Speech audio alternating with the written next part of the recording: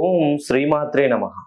ఈ ప్రపంచాన్ని నడిపించేది జగజ్జనని లోకమాత అమ్మవారి ఆజ్ఞ లేనిదే ఏ పని కూడా జరగదండి. మెయిన్‌గా ఈ 2026 పరాభవనామ సంవత్సరంలో ఫిబ్రవరి 3వ తేదీన కుజుడు కుంభరాశిలోకి వచ్చాడు.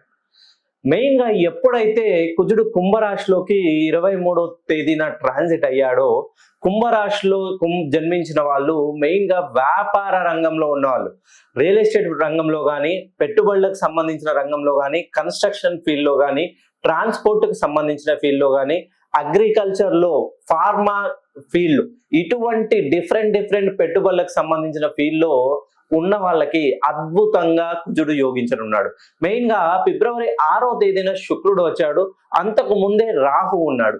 ఈ 3 గ్రహాల కలయిక వలన కుంభరాశిలో దీర్ఘకాలికంగా ఉన్నటువంటి పెట్టుబడులు ఎవరైతే పెట్టారో అవి తిరిగి రాకుండా చాలా ఇబ్బంది పడుతున్నారో వాళ్ళకి అద్భుతమైనటువంటి శుభ సమయం అని మన ధర్మగ్రంథి శాస్త్రం చెప్తుంది.